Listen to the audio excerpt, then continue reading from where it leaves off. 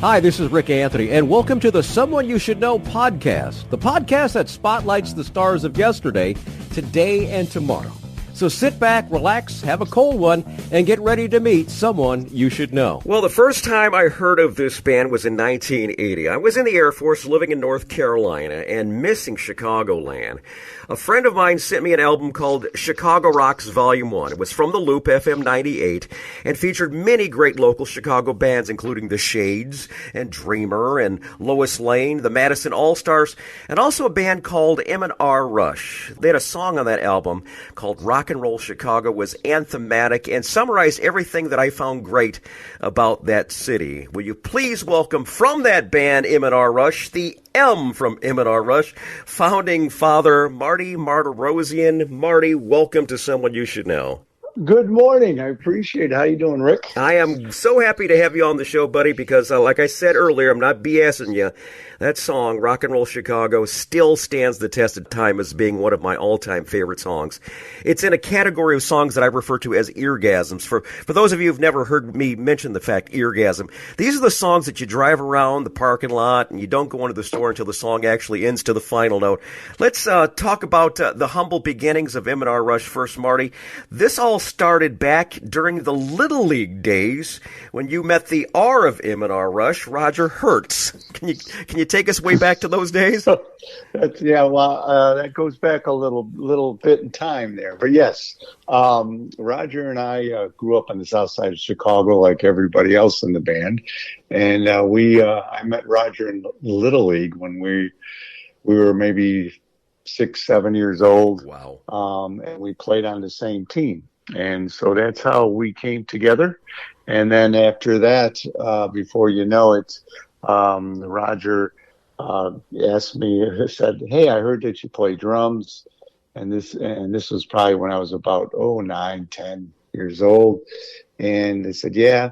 And he said, "Hey, I always wanted to be a lead singer." And that's when we put our first band together, called The Empty Box. The Empty Box. Okay, I was going to ask you, what was the name of the first band? There you go. Yeah. And then go ahead. I'm sorry, go on. No, go ahead. No, tell us about the next evolution of Empty Box. The Empty Box. And then we ended up, Roger started playing bass and vocals, and then we put a band together called the Mod Squad. And just so you know, I know you're thinking right now, Rick, oh, you got that off TV. Right, Peggy Lipton and all that crew. Yeah, nope, we had it before that. Oh, really? Okay, very good. Yes.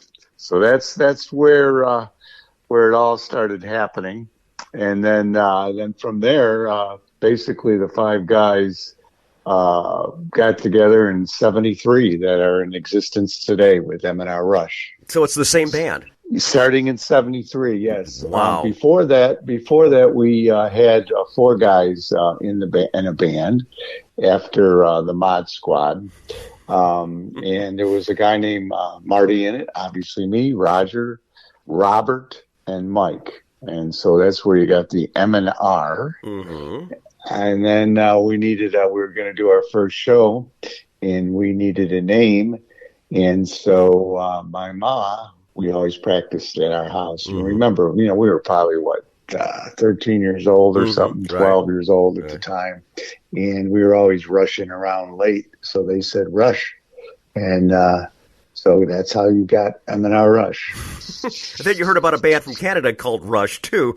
So yes. Well, I have to take I got to, there's a story behind that also, Rick. Oh, go ahead, buddy. Because Rush is one of my favorite bands too. So go ahead. Right. Well, I was now I'm in college and I was taking a business law class, and I got this album at Hegwish Records, which was where everybody bought things at Hegwish, you bet. Right. And I saw this band called Rush, and I said, wow. And I loved them.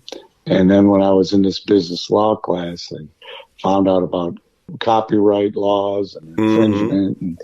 And so I went up to the professor and I said, hey, I got a question. I said, I have my band's name is M&R Rush, and this band out of Canada just came out with their first album called Rush.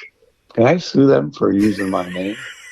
And, back then the guy laughed and he goes, well, I'll give you some free advice. He goes, let me ask you a couple questions. So you said that you bought their record. I said, oh, yeah. And he goes, may I ask if you have a record out? I said, no. He goes, well, leave it alone because you don't have enough money to win that. And you being a drummer and Neil Peart being one of the greatest drummers of all time, did he influence you in any way, shape, or form? Oh, absolutely. He's one of my favorite rock drummers. My influences were, first started out with Gene Krupa. Oh, gosh, yeah, Gene Krupa. Oh, my gosh, yeah, wonderful.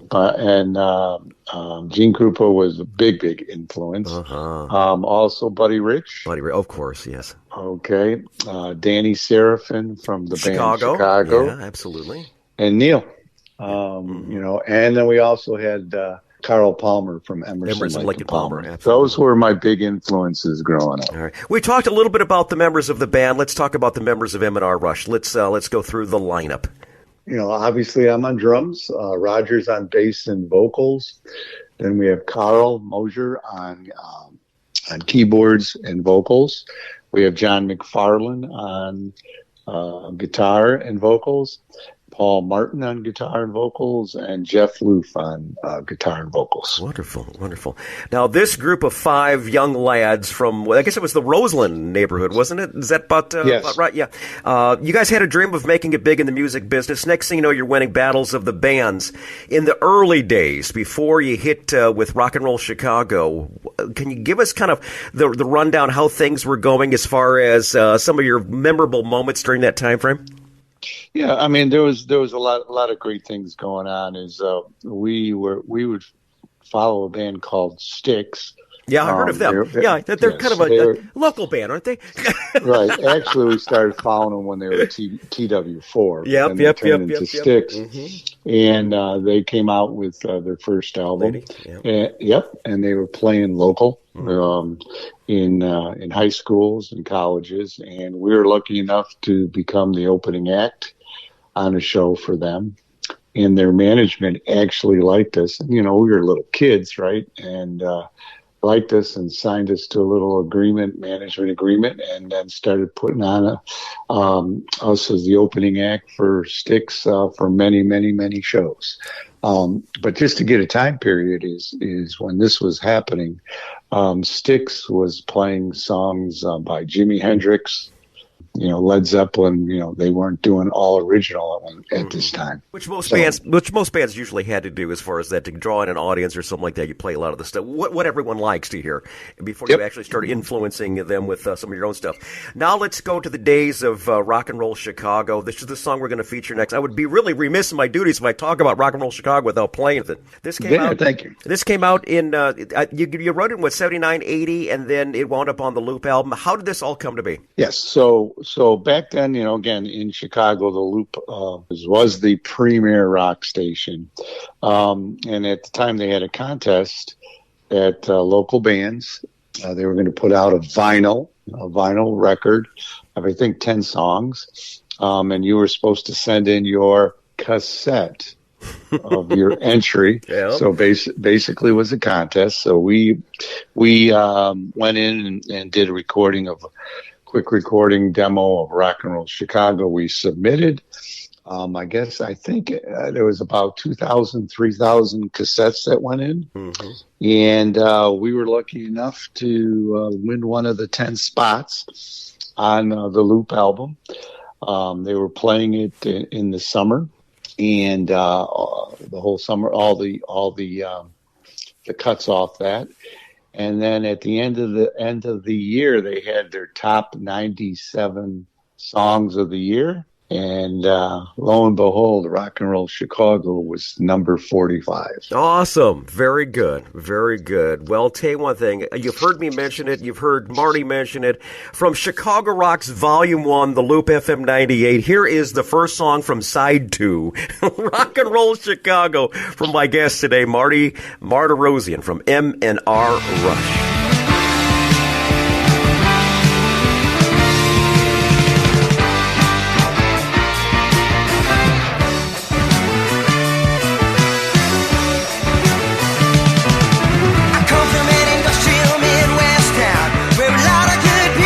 Oh,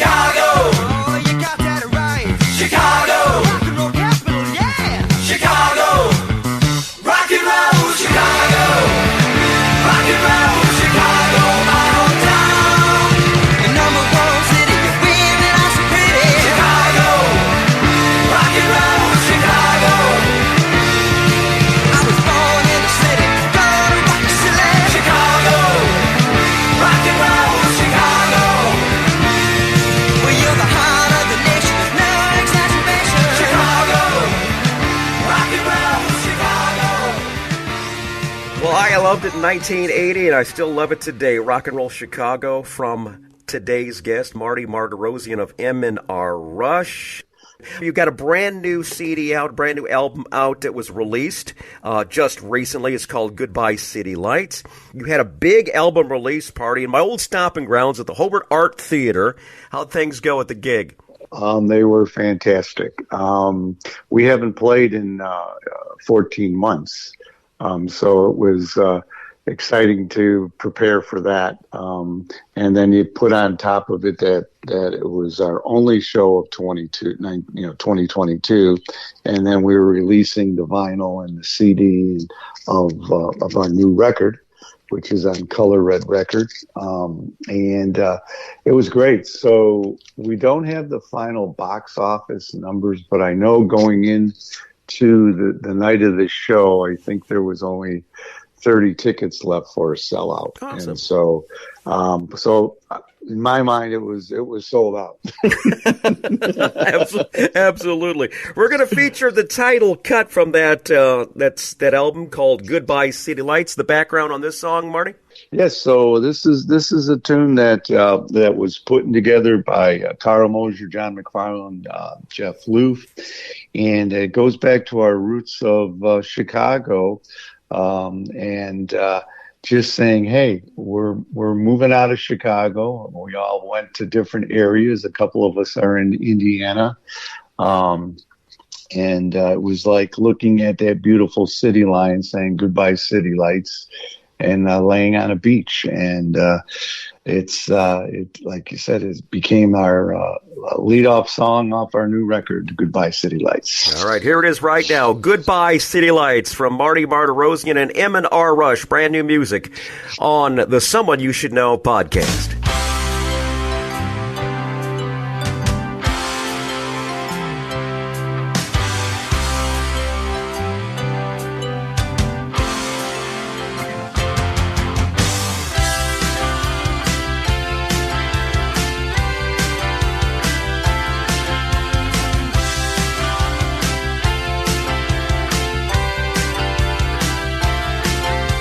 I've always dreamed about going back to the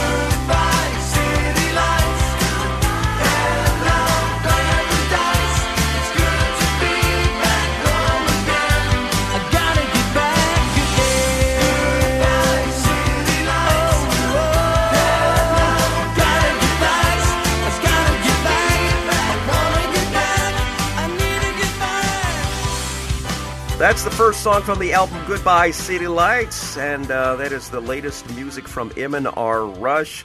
Now, you guys have been gigging since you guys were teens. This next feature is something that we love to include on the Someone You Should Know podcast. It's called Tales from the Road, and these are those infamous road stories of getting to and from a gig or something that happened at a gig or your accommodations or such. We've had some wonderful stories from other artists. I'm interested in finding out what is M&R Rush's Tales from the Road. Marty, what about you? All right.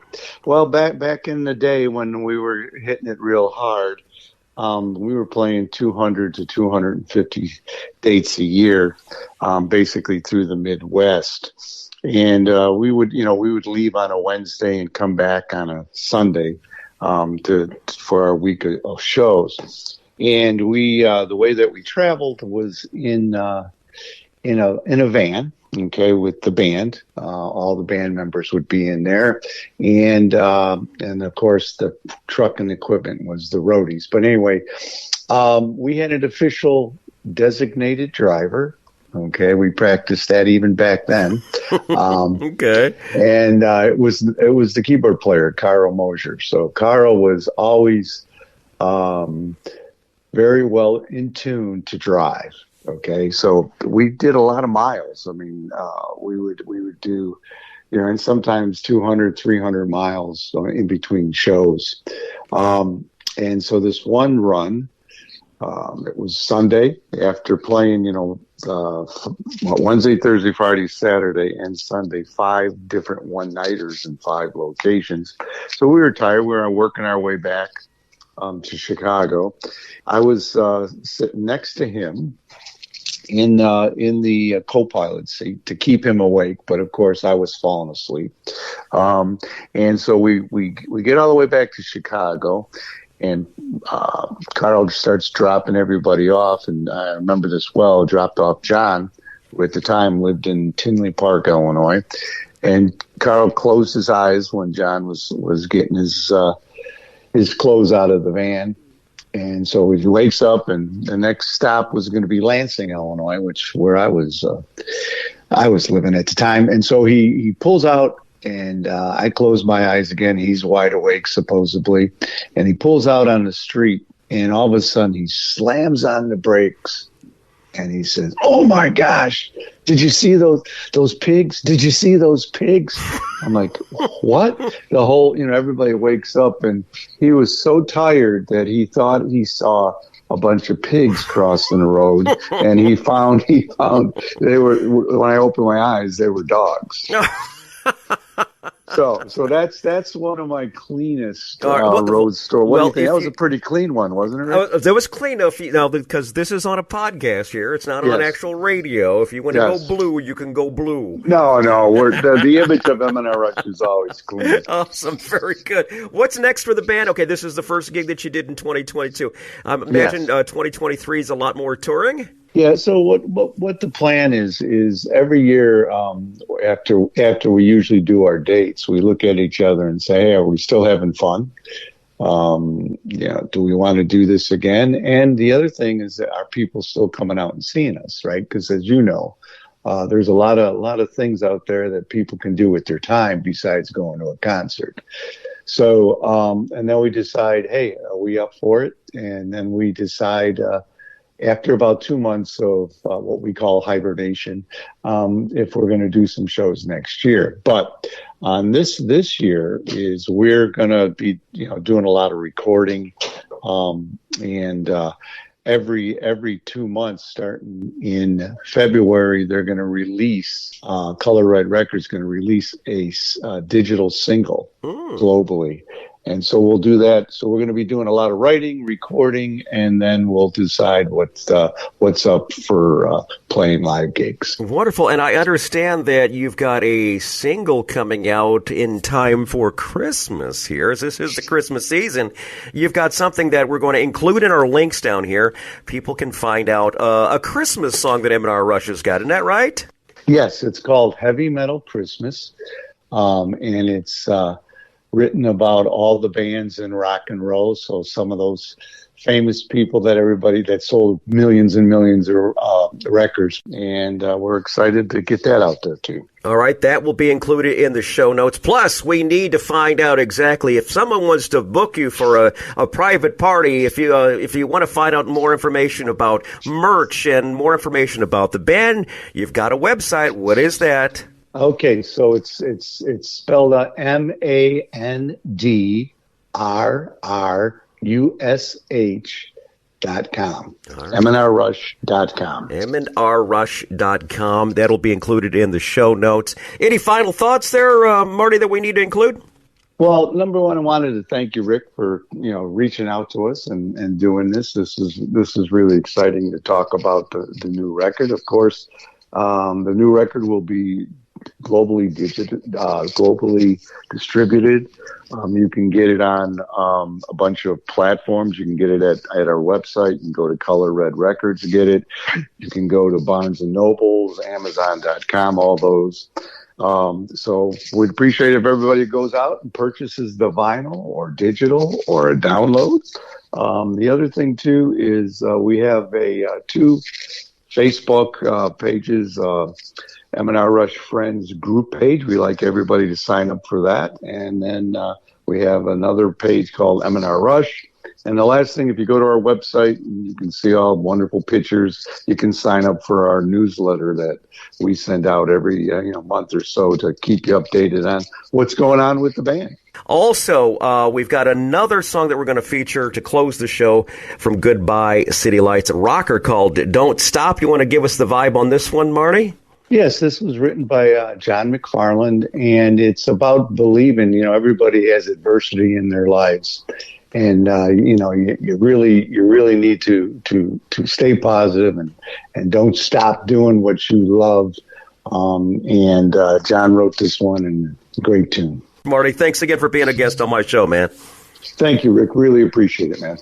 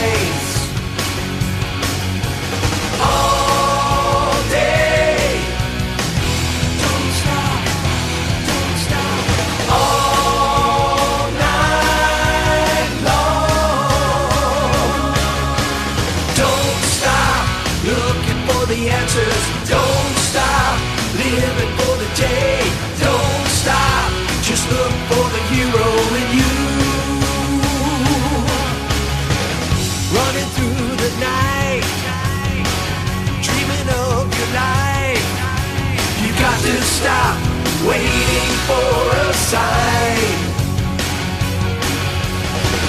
Take it on the run. Life has just begun.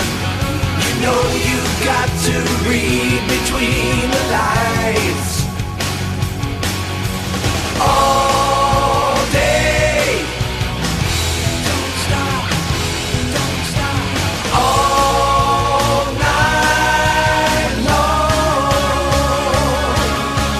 Don't stop looking for the answers. Don't stop living for the day. Don't stop. Just look for the hero in you. Living for the moment. Living for the day. 'Cause you're the one who knows what you believe.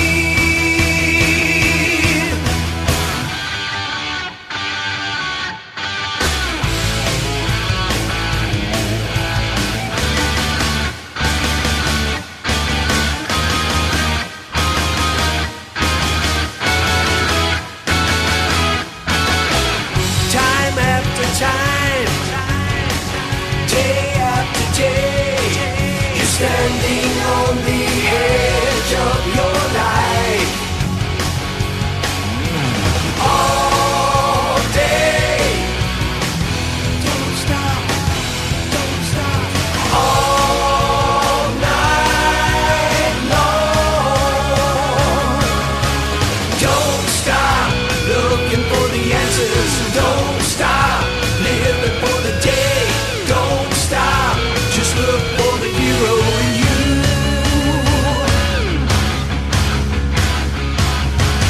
Hi, this is Rick Anthony, thanking you again for listening to this episode of Someone You Should Know. Now, if you're an aspiring musician or an established musician that's looking for a little exposure, I invite you to drop us a line at someoneyoushouldknowpodcast@gmail.com. That's someoneyoushouldknowpodcast@gmail.com. Also, I invite you to tell a friend about the Someone You Should Know podcast. I thank you for tuning in this time, and I invite you to check us out next time on the Someone You Should Know podcast, because you never know who's going to show up. Until next time, remember, God loves you, and so do I.